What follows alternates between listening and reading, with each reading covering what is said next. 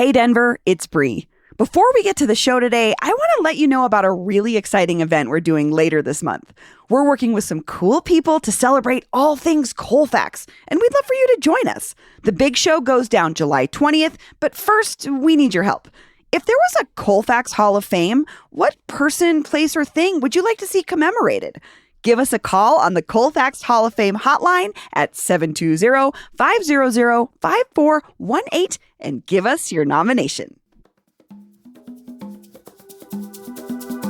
Today on CityCast Denver. Do you know when Colorado Casual doesn't apply? How about the fact that there's only one proper way to spell green chili?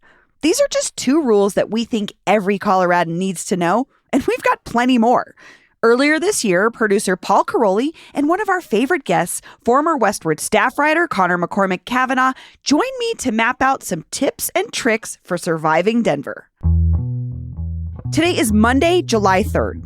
I'm Bree Davies, and here's what Denver's talking about.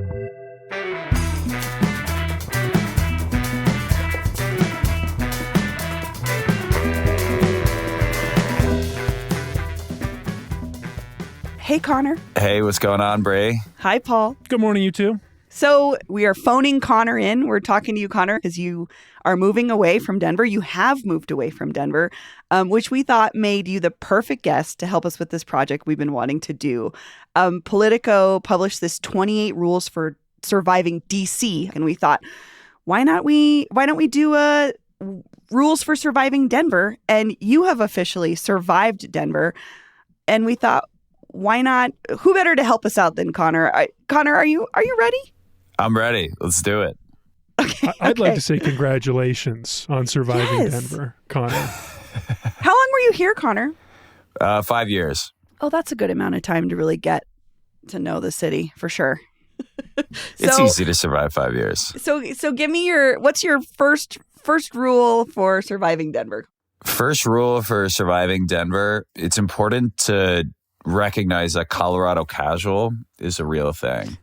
So just be mindful in situations. Don't overdress. Like I remember when I first got here, I went to a work event. It was put on by the Colorado Secretary of State's office.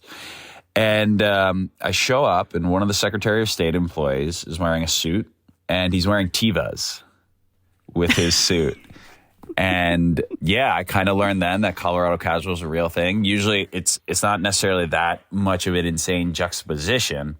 But yeah, people in Denver just kind of dress a bit more casually than a lot of other parts of the country. And that suits me very, very well because I'm very much like a Vans type guy. I like to wear Vans and jeans and keep it casual in that regard. And yeah, I don't know. I think there's something almost like egalitarian about that, or kind of everyone's the same. I like it. Not that everyone has to dress the same, but like kind of when people are keeping it casual, it feels everybody's on the same vibe about it. Same vibe about it. Yeah. And so it's very much a real thing, and people should just be mindful of that. Paul, I feel like you had something similar on your list. I do. I've touched on the same theme here with one of mine, which was don't judge a person based on their puffer jacket. They could be a CEO or a ski bum. They could be on their way to a wedding or the slopes. For the reasons Connor said, I mean, where in Denver would you be out of place in athletic wear or like snow gear? I think you could go to a fancy restaurant in your Vans and jeans, Connor, and not feel out of place. Yeah. Definitely. I also, to me, like the most dressy, when I think about like if you're going black tie, which is very rare, like you're saying, Connor, it's not when you're meeting with like elected officials. It's like for a gala or something or fundraiser. Yeah. That's when you see people break out the like chambray or like denim button-up shirts. Mm-hmm. I would say a tuxedo, but with a bolo tie. Maybe here's another rule. Western wear is formal wear. Yes. Totally. Yes. Totally. Exactly. Western wear, totally. You don't have to be a cowboy to wear Western wear as formal wear. I'm thinking of your boss and our friend of the show, Patty Calhoun at Westward. She's from Chicago, and she knows Western wear is in all seasons, all occasions look, for sure. That's a staple for Patty. Yeah. Okay, Paul, what's one of your rules for surviving Denver? I'd like to do 2 if that's okay, because they are connected for me personally. I kind of learned both of these lessons with one bad experience up in Leadville one summer. Went to a show, or attempted to go to a show at the Tabor Opera House. Got a little bit overwhelmed, had maybe too much edible, a little more than I could handle. Also, Leadville, 2 miles high.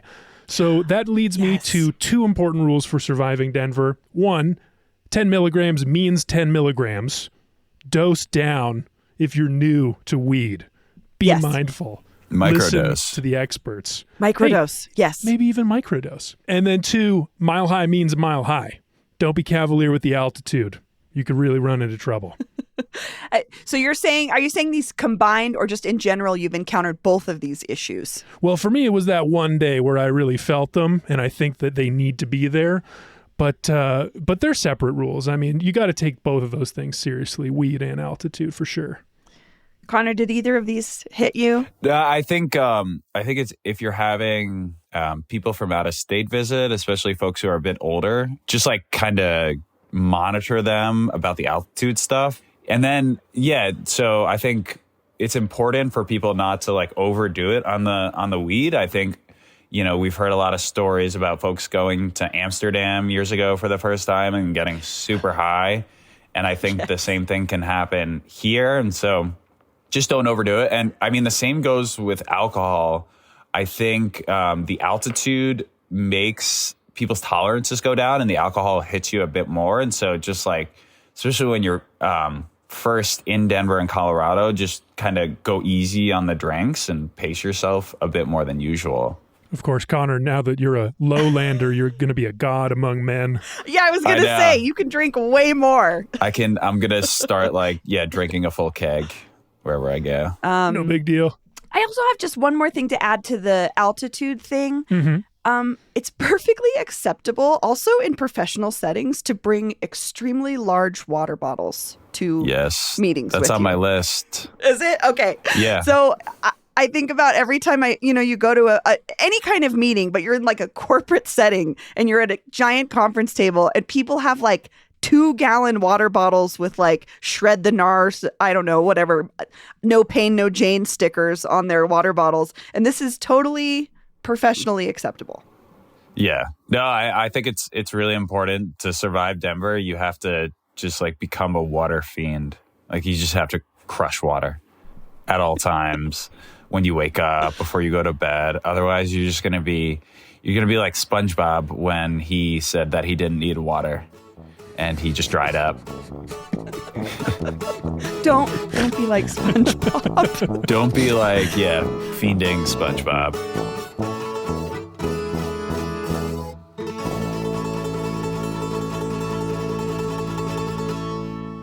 Okay, Paul. Okay, I got a fun one. And I actually don't know why this is a rule, but I've heard enough people say it that I think it's probably important enough to be here. Don't ski in jeans. I remember as a kid going skiing and wearing jeans and it was fine. So I don't know why this is bad, but I understand that it's bad and I won't do it. But do either of you know? It's an insult. It's an insult. Like if you say he skis in jeans, you're saying like he sucks. Yeah. It's used in political discourse to like diss politicians. Like the Democratic campaign will say, Cory Gardner skis in jeans. And Cory Gardner's campaign will be like, oh no, Hickenlooper skis in jeans. And so it's an insult. You're referencing, of course, the famous debate from 2012 where I have no idea. I have no idea if they actually would say this back and forth. I wish they were debating that. No, someone said that in a political campaign in the last couple of years. But I don't know. I'm now that I'm thinking about it, skiing in jeans, like someone who does it ironically sounds kind of cool. Yeah, I would assume the origin of it is sort of like connected to our Colorado casual is like jeans are not a super flexible fabric. They don't do great when they get wet. They're not warm. They're not lined. Like it's kind of like a noob's.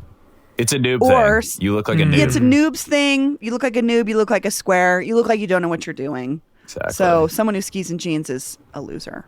Sorry, Paul, if you grew up skiing in jeans. That's okay. I can own that. I have one that's related. Yes, go for it. You don't need to ski. if you live in Denver. Like you really don't. I think people get this idea about living in Denver, living in Colorado, that you have to be a skier or a boarder, but you don't have to. Like you'll be just fine without it. I mean, I grew up snowboarding. I snowboarded throughout my whole life, and the 5 years that I lived in Denver, I didn't go once. And it's kind of weird, but it's like, you know, it's expensive. And so I was fine without it. There's other stuff to do, and there's stuff to do in the city. So, yeah. I grew up here, and I grew up in a non-skiing family. So I definitely had tons of friends who went skiing and regularly go skiing. My husband regularly snowboards, but it is definitely not a requirement, nor do people expect that it's something that you're into or you're interested in. So that's a good point. Yeah, that's a great Paul, where rule. are you on the skiing in Colorado situation? I mean, like I mentioned, I grew up skiing. I know how to do it. When I moved here, I was looking forward to doing it more, but I am also really afraid of heights, and I just don't like being on chairlifts at all. Yeah. So as much as I feel enjoy the actual skiing part, once I get up there, there's so much of it that's just like really unpleasant and anxiety inducing for me that I don't do it. So yeah, Wow. Put me in the no ski column. Haven't been in I years. feel that. I have a cousin who's a hella ski guide, so he gets dropped out of a helicopter to ski on the tops of mountains and teach other people how to do it. And I enjoy the thrill of watching his videos doing it. Same, yeah. But it's incredible to see. I mean, it looks like it's unreal to watch, but I'll save that for my cousin Calvin. He can enjoy that.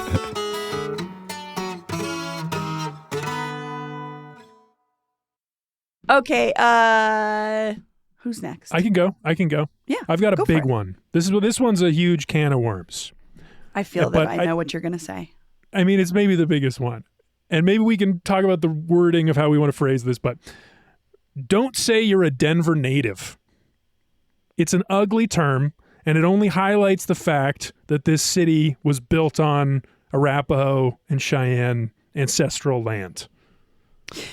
Yes, I would agree. I would. The caveat would be, unless you are indigenous to this area, you are absolutely welcome to identify as native if you so choose. But yes, folks like me, who may have, by the random chance of the universe and geography, be born here, you are not a native. Connor, what is your take on this? No, I agree. phenomenon? I think born and raised is the way to capture it. I think it's easy, and that way you're not saying anything that could be misconstrued or be inaccurate or disrespectful. Yeah, the disrespect part is important. It's exclusive. It's like Denver's for me. Like when you say, oh, I'm a Denver native, it's like, oh, this city's for me. I have some special right to it here that you don't have because maybe you weren't born here by happenstance. It's just always been a very uncomfortable conversation. For sure. I think I have something related to this. I think like where you're from and whether you're from here or you're not from here, like it matters less than you would think. I think Yes. when you first get here, I do feel like, yeah, if you hear someone say like, oh, I'm a Denver native, like may come across as like a little intimidating, but like, I don't know, after a while, like it really doesn't matter. I mean, it's just, you live in Denver. And so we all live in Denver, and yeah, so it matters a lot less. So I have two things I want to say here. One, it's totally cool though. If I think about folks I run into that, are proud that their family has lived here for 4 generations because maybe they established a neighborhood or they were part of the Chicano civil rights movement or something like that. And that comes up naturally if you talk to someone for long enough. Like it's not just put out there. So I think the important part is like, it's super cool to be proud that you're from Denver because to me, it's like I say it if it comes up because I really love it. But I used born and raised or just say I grew up here. So I think it's okay to be proud about it. It depends on how you're talking about it in the context. But to touch on something you're saying too, Connor, is it kind of cuts both ways because sometimes I'm meeting somebody for the first time and they start talking about it and then they ask me, where are you from? And I have to say, I was born here. And sometimes they go, oh gosh, I'm sorry. I know you guys feel this way about people that just moved here. And I'm like, no, literally, I don't care. So it can kind of go both ways. Like, I don't like to bring it up as much as you don't want to talk about it if you're not from here. So I think it's something that folks can be cognizant of on both sides. Yeah. And the other thing I would say is, unless it comes up naturally in conversation, I don't ask people where they're from the first time I meet them. For sure. It's just don't make it weird. Yeah. Just get to know somebody first. Organically, it will sometimes come up, and that's pretty natural. But just like, don't set it out there right away unless you want to make it weird. Definitely.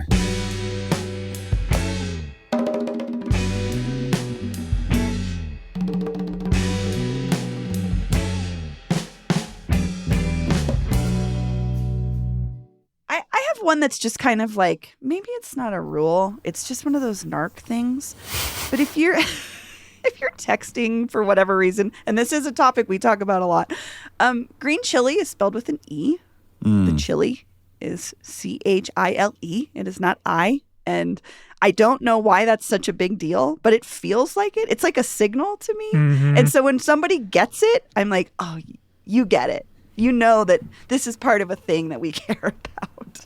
It's probably nitpicky and nobody else cares. No, I totally understand that. And I think, I mean, one of the rules that I came up with is like, say yes to green chili on everything. Like, you should.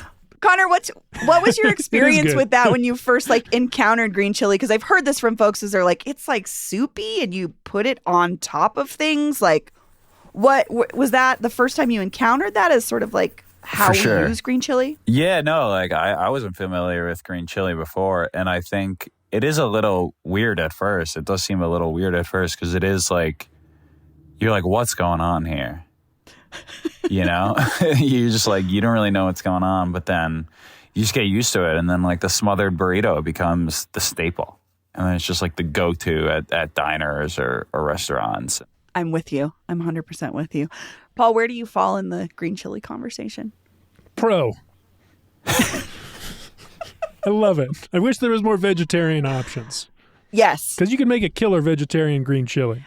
I would say my concern would be like, I don't know, understand how you replace the pork element of green chili. It is a different thing. But you don't think it's but it's something you could make a comparable option to, is what you're saying. Yeah, I sometimes just don't ask what's in it. And I just don't let someone tell me there's pork in there. Like green chili is one of those things where it's like, it tests my ethics. Are you your non-pork guy or non-meat guy?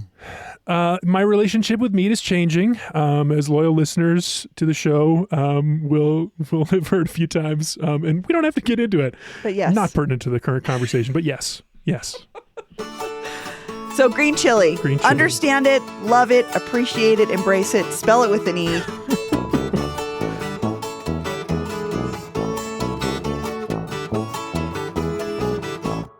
Connor, do you have another one? I mean, one is, I if you spot like a celebrity in Denver, like a Denver celebrity, that's a pretty big deal.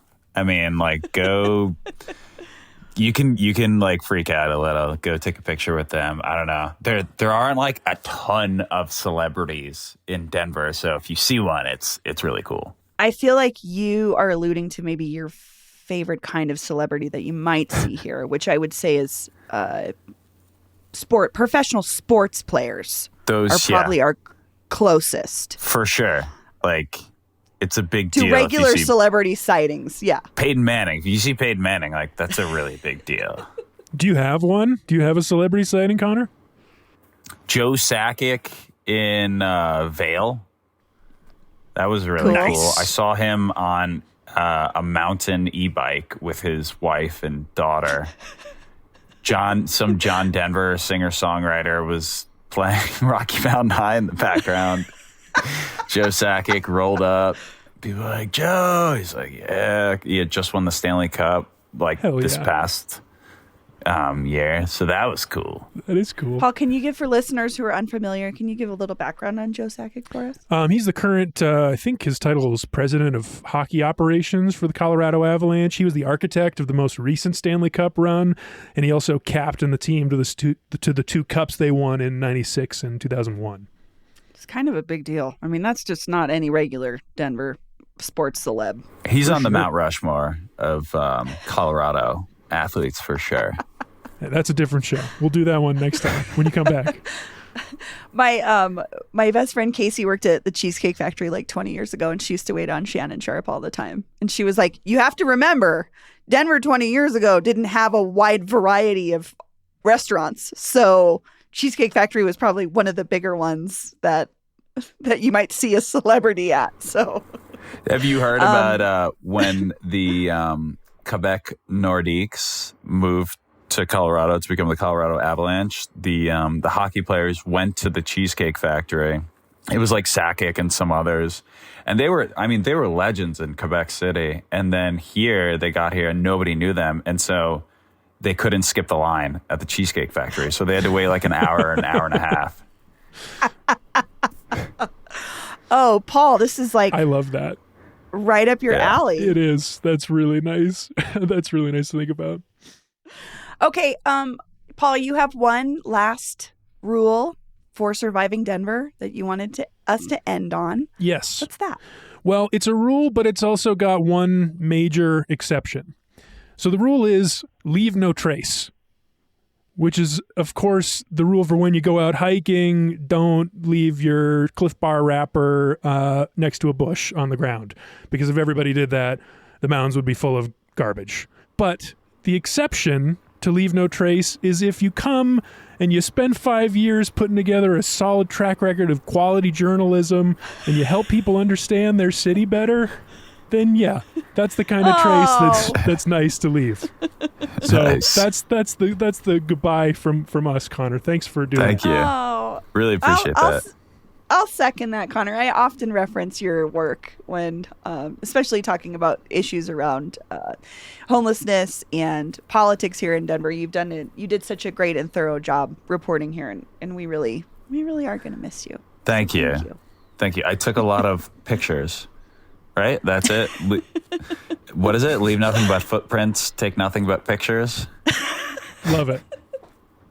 And leave no trash. That would be great if people followed that. But I think we know, all of us from being out and about and hiking, maybe, people aren't great about it. Pick up your poop. That's the last. Pick up your dog poop, please. Pick up your dog poop. Please pick up your dog poop. I don't think that's a rule for Denver. That's a rule for humanity. Please pick up your dog poop. Leaving it in a bag at the trailhead does not count as picking up your dog poop. So pick up your poop and be grateful for Connor's work. Paul, Connor, thank you so much. This was really fun. Thank you. Appreciate it. Thanks, Bream.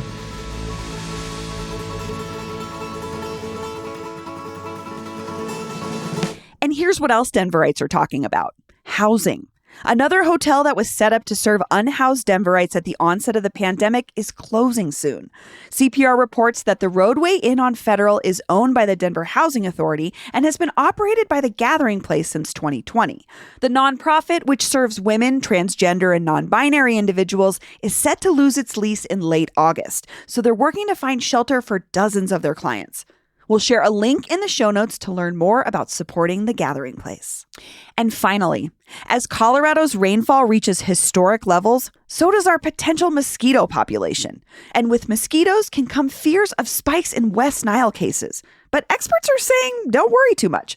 The Denver Post reports that while standing water provides more opportunities to lay eggs, experts say it doesn't increase the amount of West Nile cases. But still, anytime you're outdoors, especially at dawn or dusk, be sure to deet up and protect yourself. That's all for today here on CityCast Denver. If you enjoyed this show, why not take a minute to tell your friend who thinks a John Elway jersey and jeans is fancy about us? Rate the show wherever you get your podcasts and subscribe to our morning newsletter, Hey Denver, by texting Denver to 66866. Oh, and happy 4th of July! We'll be back in your feed on Wednesday morning. If there's a mosquito apologist out there, I don't know, for these bloodsuckers.